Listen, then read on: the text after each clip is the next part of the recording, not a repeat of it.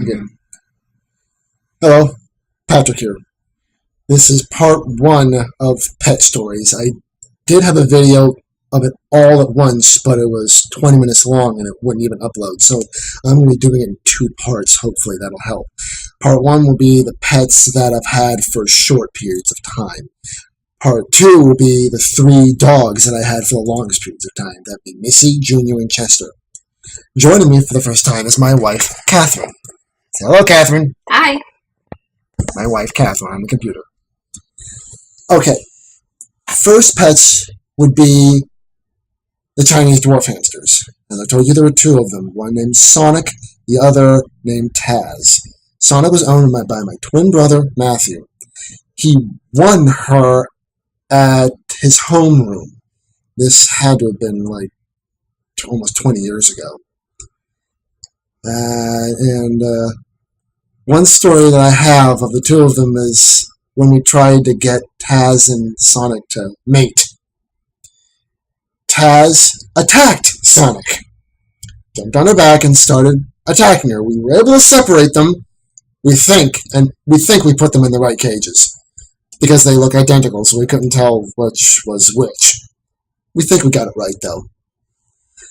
I don't have any stories from the albino mice that I had. After that would be the ducks that we had.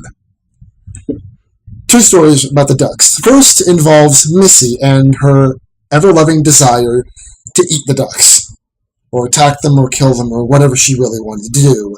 I wasn't about to find out. She almost got one of them.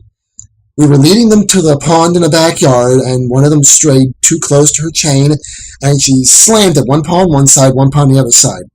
I saw it and smacked the crap out of her to get her out of the way, and we were able to lead them in. There was no harm done. Other story is, at night one night, we were trying to get them inside, but they couldn't see. They didn't know where to go. So my father took an umbrella and the Batman villain Penguin style opened and closed it to scare them back inside. Other than that, that's it for the ducks. After that are the dogs. Chester's mother, Lucky, we found her on the side of the road. It was one of those classic, she followed us home, can we keep her type of deals. Missy and Lucky hated each other. Missy hated Lucky's guts, and Lucky was a very independent dog of her own, so she could defend herself. Several times we had to break up fights between them, with hoses, with screaming. My older brother even tried to put himself in between the two of them, which resulted in him getting bit by Lucky a few times, and we didn't know if she had rabies, so he had to go get rabies shots. Never put yourself in that kind of situation because, as he mentioned, it was very, very painful to get the shots to cure him of potentially having rabies. After that, really nothing for Lucky. Then there was Junior's sister from the same pack, from the same kennel. She didn't live in even a year. We lost her after, I think, 9 or 10 months. She was very explorative. She got out, found the road, and yeah, that wasn't fun. But the one thing I remember about her is one day, outside, pouring out rain, she liked to play in the mud. So she came running inside, and guess where she ran? That's right, straight onto my bed. Covered in mud, straight onto my bed. Stop laughing. Straight onto my bed. So yeah, that was fun. Not as much fun as when Junior first came into my twin brother's room. He took a dump on the floor. Yes, that's it. That's right. Stop laughing. First thing he did, he pooped on our floor. Yeah. Continuing on.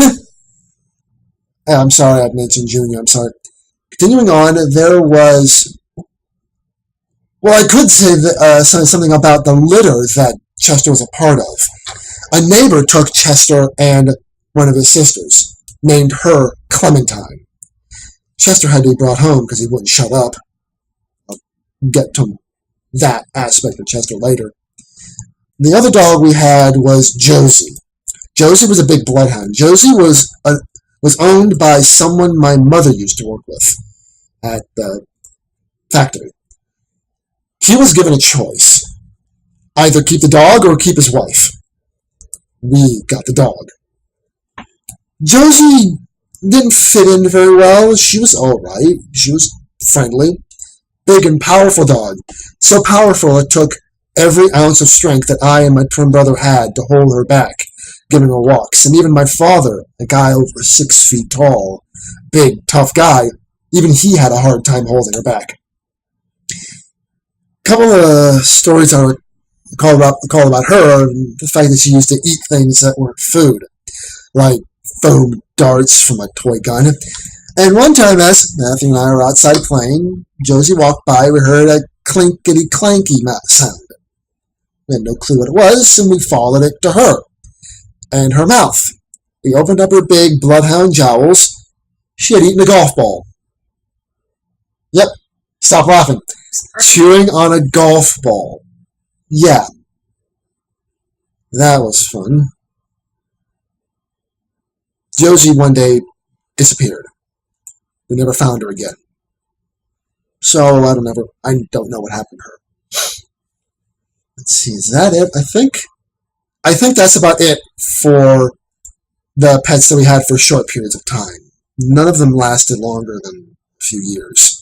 I mean, even the hamsters and the mice, they don't live very long anyway. As far as I recall, Sonic is buried near a tree in our backyard.